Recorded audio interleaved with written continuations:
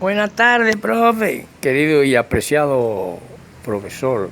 Aquí le digo a este niño, profesor, para que me lo eduque. ¿Cómo no? ¿Cómo no? Déjemelo ahí. ¿Cómo se llama? Le dicen el cangrejo, profe. Pero su nombre es José Can Greisky. Es de descendencia extranjera por parte de una de su madre y de su padre colombiano. Pero me dieron que usted es un gran profesor y que era el único que me lo podía ya ahora a los 16 años, cuando ha perdido todos los años, nivelarlo y ponerlo al nivel de un tercero o cuarto semestre de universidad y echárselo al que sea. Me dicen, pues, esa es su leyenda, ¿será verdad? Bueno, démelo y usted mismo se dará de cuenta si puede hablar más adelante, hasta decir algunas cosas de derecho civil, derecho penal, y dominar varias materias si solamente se aprende literofilosofía, la materia que yo he inventado. Sí, por eso es la fama suya, profesor. Porque tiene muy grandes alumnos como el Chirrinchi, las tres pulguitas, la pulga recha, la pulga santa y la mamá santona. Y que también está aquí, hay uno que fue muy amigo del hijo de un amigo de mi familia. Sí, seguramente se está refiriendo a ese, el que dicen el que rebuzna, que le dicen el burro. Claro, el burro. ¿Y cómo hace, profesor? No, ya ni relincha. Ya no quiere ni relinchar porque dice que los que relinchan son los caballos. Él hace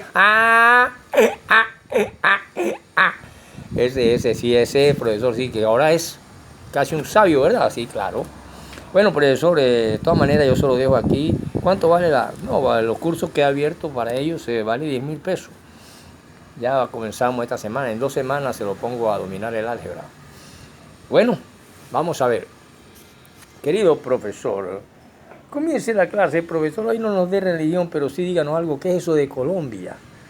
El país donde vivimos, porque mucha gente anda hablando de Israel, mucha gente hablando de Rusia y desconocen la historia de Rusia, del zarismo, desconocen la historia de los caballos voladores de José Paternostro, desconocen el Asia Menor del Mesías, donde fueron muy pobres, pero desde que descubrió el petróleo, inmediatamente los países más míseros como Madián, la antigua, donde escribió Moisés el libro de Job, hoy en día es famosa Arabia Saudita, que tienen inodoros de oro, pero que en el pasado no eran nada ni nadie. Y por lo tanto, mucha gente habla más de allá y desconoce en Colombia. Díganos qué es Colombia, claro, porque hoy les voy a hablar de la sociología económica y para ver la cuestión de Facundo, que es este Facundo que ya sabemos que tiene que ver con la historia de los gauchos y la Argentina, y que no pueden confundir con Martín Fierro, que también es de allá de esa parte, y que este libro fue compuesto y escrito por Domingo Sarmiento y se llamó Facundo, cuando nos habla de civilización y barbarie, o sea, la vida de un hombre llamado Facundo Quiroga, don Juan Facundo Quiroga. Pero para esto primero vamos a hablar de nuestra Colombia, para que usted entienda por qué se lucha, por qué no se lucha, para que usted esté consciente y no esté hablando tanto de otros países donde no tiene ni idea, sino solamente conoce el nombre. Israel, Palestina, no sé qué, no sé cuándo, pito y flauta, riquimpín, riquipán, que lo puse aquí, no lo encontré. Se perdieron los pollitos cuando la puerca rebuznaba, imagínese usted. Y resulta que usted cree que es un tremendo predicador y que es un hombre que conoce la teología y conoce no sé qué, porque se sabe 6 versículos de la Reina Varela o de la Nácar Calonga o de la otra de por allá y la otra de por acá, pero eso no es así. Y yo se lo aseguro que no es así.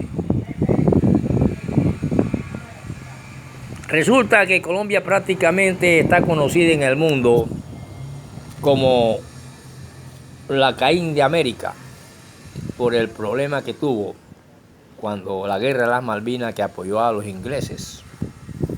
Y de ese nombre se le dio porque todos los hermanos latinoamericanos dicen que el único país que aplaudió aquello fue Colombia. Pero sin embargo nuestra patria, como dijo el presidente, es uno de los países más hermosos que tiene la tierra y toda su gente, todos nosotros somos buena gente de brazos abiertos. Y por eso es que nos han inundado tanto en Barranquilla los de Güera. Todo el mundo quiere venirse para acá porque somos de brazos abiertos, somos bobos. Nos ponen el pie, se enriquecen con nosotros, etcétera, nos ponen leyes, pero nos gusta el guacharaco, y nos gusta la fandango, y nos gusta los carnavales, y la gobita, y pam, pam. Y de esa manera no sabemos muy poco de nuestra patria, que es de las más hermosas, así como dice el presidente, uno de los países más hermosos del planeta y más ricos. Y nos tienen en la miseria para que andáramos con los indios aquí con un poco de cadenas y vaina. Bueno, entonces ahí se la han llevado, ya no tenemos ni para empeñar. Resulta que Colombia sencillamente es una casa de esquina que tiene una extensión de 1.138.910 kilómetros cuadrados y está situada en el noroccidente de Sudamérica y tiene forma de un ángulo, o en este ángulo noroccidental de Sudamérica, pero tiene las costas sobre los océanos Atlántico y Pacífico. Tiene una línea que se llama la línea del Ecuador terrestre, que atraviesa su territorio, que se extiende desde los 4 grados 13 minutos 30 segundos de latitud sur. Y además, pero por eso que eso de línea, no, eso se conoce como línea imaginaria del Ecuador, ¿verdad? Y también tenemos hemisferio occidental, oriental, trópico de Cáncer, trópico de Capricornio, una cantidad de cositas que ustedes van descubriendo poco a poco apenas se meten en la geografía o ciencias sociales. Entonces tenemos para que vaya conociendo nuestra patria y después hable de Israel. Resulta que nuestro territorio también tiene 12 grados 27 minutos 46 segundos de latitud norte, hasta los 12 grados 27 grados 46 de latitud, y de los 66 grados 50 54 segundos al occidente del meridiano de Greenwich por el oriente, hasta los 79 grados 0 minutos 23 segundos del mismo meridiano, pero por el lado del occidente y el otro del oriente. Esto se llama meridiano, línea imaginario y algunos trópicos. En ella encontramos un lago muy hermoso llamado el lago de Tota, que se conoce como Caño Cristales en la Sierra de la Macarena.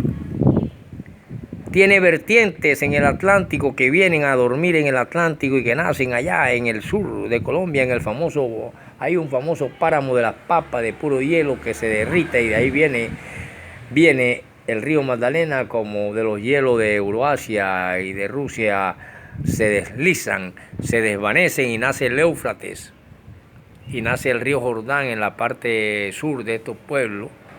Y en la parte oriental nace el Éufrates, que pasaba por la antigua Babilonia, como le he dicho, en muchas clases de religión, y desemboca en el famoso Golfo Pérsico.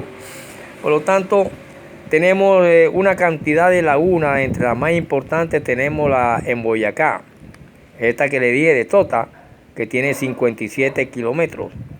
Tenemos la de Guatavita en Cundinamarca, tiene muchas cuestiones históricas y ritos precolombinos, como el Dorado, y otros importantes están en la de Zapatos, en Ayapel, entre Córdoba y Sucre.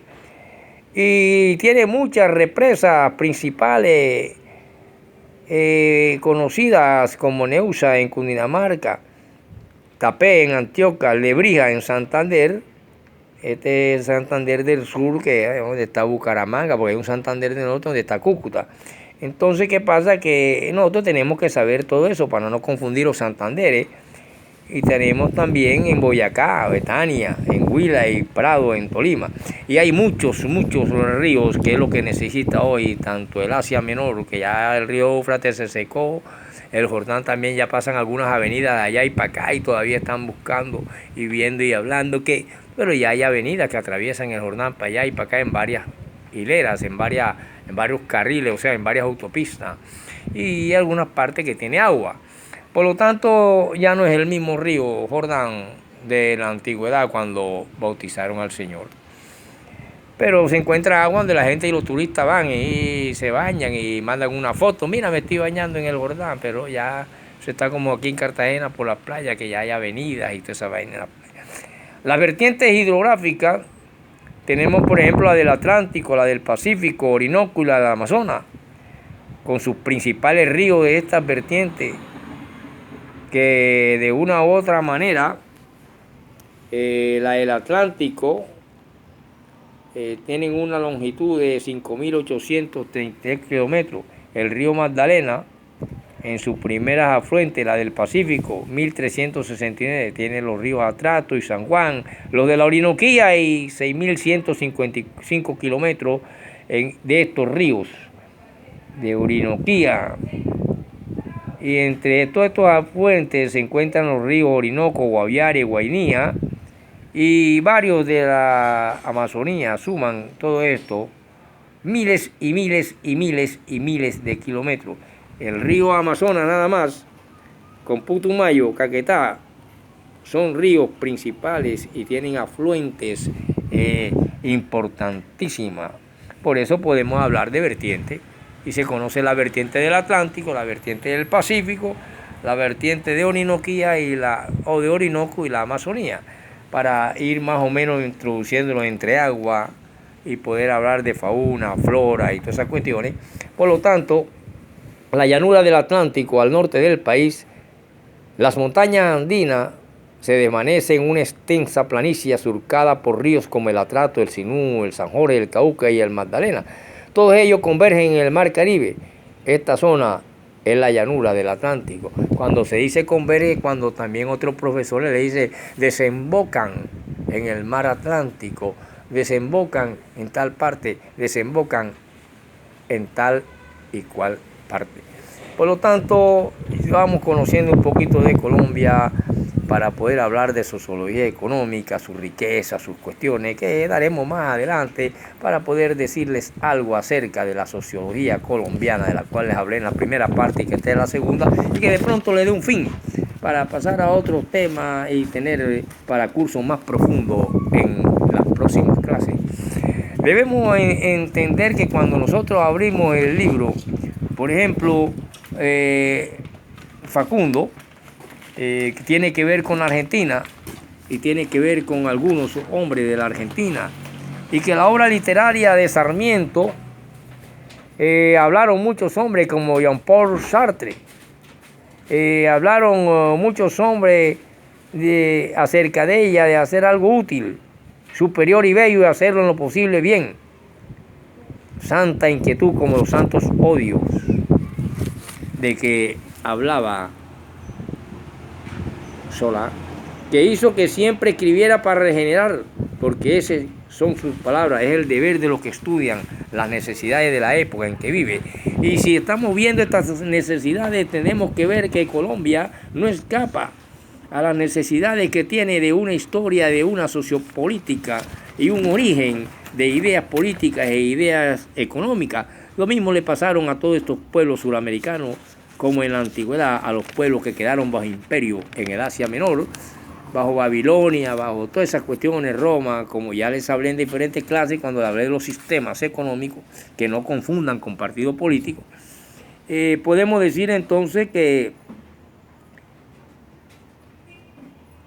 Facundo se puede comparar, y que todos los recuerdos de provincia y toda autobiografía con fragmentos dignos de y el de Cervantes Saavedra, al decir del hombre Ricardo Rojas y Facundo, tenemos aquí un anverso y un reverso de una simbiosis de hombre de lucha y de pasión, de combatiente y de artista.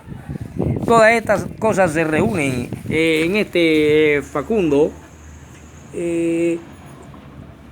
pero siguen en la actualidad, siguen siendo obras así muy similares o sillares, o como le queramos decir en cuanto a determinadas analogías o a determinados parecidos en cuanto a su función, a su idea, a su idealismo y a su realidad connaciente y verídica. Por eso la obra Facundo es de una hermosura grandiosa, una hermosura que determina una singularísima realidad del escritor del hombre, del luchador, pero un poeta que nunca escribió versos. ¿Acaso, mire lo que le digo, porque no tuvo tiempo de soñar ni casi de dormir? Como dijo Martín Estrada acerca del autor de esta obra, Facundo, Martín Estrada, para él el arte debía propendar a elevados finales sociales o a elevados fines, y por eso no fue por ello Domingo Sarmiento, un literato por anatomasía, presto a buscar ante toda la belleza formal, la expresión de filigrama, y a pesar de eso, acaso por eso mismo concibió magníficas obras literarias. Y al conseguir magníficas obras literarias o engendrarlas o hacerlas, figuran en primera fila en las antologías castellanas del mundo. Las letras tienen afinidad química con su esencia, como lo dijo alguna vez, y como su esencia, la de esta obra, era una esencia que podría fácilmente tener un temperamento apasionado y volcánico. Así, vemos que su prosa o la prosa de este hermosísimo libro llamado Facundo es un cráter en erupción constante, un suceder del impresionante, un proceder y un suceder de impresionantes sensaciones. Por supuesto que es fruto de esa ingenialidad, de esa bravía y robusta de que habló admirablemente Miguel de Unamuno. El implacable ácido del tiempo no muerde su gloria literaria. Los años, todos esos años, no hacen sino acrecentar la figura gigante de gran constructor social. Esos recuerdos de provincia, esa autografía con fragmentos dignos de Cervantes al decir de Ricardo Rojas y Facundo, que son de la misma cuestión un anverso y un reverso.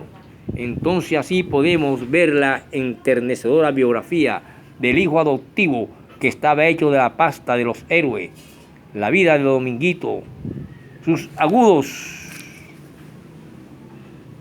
relatos de viaje por todo el mundo son estudios de inquietudes sociológicas, conflictos y armonía de la raza de América. Esta raza de América que nos dicen mucho sus alegatos en pro de la escuela laica, sus conferencias sobre San Martín, sus polémicas, las 101 en que se mide con Alberdi, sus artículos periodísticos dispersos, sus críticas teatrales, su epistolario, su discurso, sus escritos con muchas cuestiones teatrales tan diversos, que todo ese conjunto de 52 obras es el legado precioso de una de las figuras más grandes que el siglo XIX o el siglo XIX dio a la literatura de nuestra lengua española, que hablamos con el dialecto argentino. Ya una vez les hablé de la unidad lingüística y les hablé de la lengua. Por lo tanto, la obra que define a Sarmiento como espíritu combativo y como escritor es Facundo. Porque a Sarmiento, dice un hombre llamado Dardo Cúneo, se ingresa a través del Facundo, que es la puerta ancha o corredor cruzado de inquietas claridades de vientos insistentes que en un instante guarda y es guardia juvenil. Inicia la comprensión a la experiencia sarmentina para juzgar a fondo al mismo tiempo civilización y barbarie, como el sanjuanismo no lo subtituló sintetizado en dos términos. El drama argentino tenía que ubicarse en su época, penetrar en la sociedad americana de hace un siglo, teniendo presente la observación sagaz del mismo Sarmiento. Esta realidad argentina, tras la cual se esconde una sorda lucha de clases, quiso interpretarla Sarmiento en Facundo. pero la obra vive lozana como concesión artística y literaria no superada en las letras argentinas desde el punto de vista histórico y sociológico, se sigue discutiendo acervadamente desde luego. Facundo no es una biografía a la cual era adicto Sarmiento, al punto de ver en ella la tela más adecuada para establecer las ideas buenas. No es una biografía histórica, ni Sarmiento fue un historiador. Pudo serlo y hasta lo fue, pero nunca se consideró así. Por lo tanto, aquí entran en juego hombres como Juan Facundo Quiroga, el riojano Tembleque, que ha dicho que Rosas fue la barbarie por sistemas y que de Facundo podría muy bien decirse que fue la barbarie por rebelión y por instinto. Cuando hablamos de la Rosa estamos hablando de hombres políticos que tuvieron que ver en el pasado con la Argentina. Y que hay un libro que se llama La Argentina y su historia, que sería el que me tocaría decirles algo para que veamos que todo eso se ve. Y nombres allá que tienen que ver con el libro de Facundo. Se lo recomiendo, Facundo, de Domingo Sarmiento, para poder entender ahora sí un poquito la sociología colombiana, antes de hablar de otras cosas y de otros países de los cuales no tenemos ni idea. Por lo tanto, podemos decir, para irle dando fin a esta segunda parte, que en la trayectoria de la exaltación nominalista puede apreciarse mejor por otra faz de su derrotero histórico, en una a modo de sinopsis de la libertad considerada como un proceso cultural incontenible y cuasi epopeya en 6 actos, por lo que corresponde a la civilización. A esa civilización de Occidente, porque primero fue el emanciparse de las fuerzas oscuras de la naturaleza en el periodo presocrático que precedieron los jonios, alzando su espíritu a la alta cumbre y a la ardua cumbre de lo especulativo y de la especulación mística y filosófica, o místico-filosóficas a veces juntas, con carta de señorío mental a un prestante. Y por eso nosotros, cuando vemos la separación de religión y magia y medicina, consta para aquello que fue en Egipto 600 años antes a la era cristiana, ya que fue entonces cuando la escuela de Sais se hizo franca y todos los extranjeros griegos, sobre todo de cartagineses y sículos, gran porción de esta sabiduría fue recopilada por Diócrides y Galeno, y todas esas culturas occidentales llegaron a nosotros por medio de algo que se conoció como descubrimiento, luego conquista, colonia y emancipación, hasta llegar nosotros a hablar de república, que ya 600 años antes de Cristo había hablado Grecia, y esas culturas llegaron a nosotros para ahora sí poder empezar a ver un poquito de la sociología colombiana, que veremos en la próxima clase, y le damos fin a esta de Facundo y la sociología.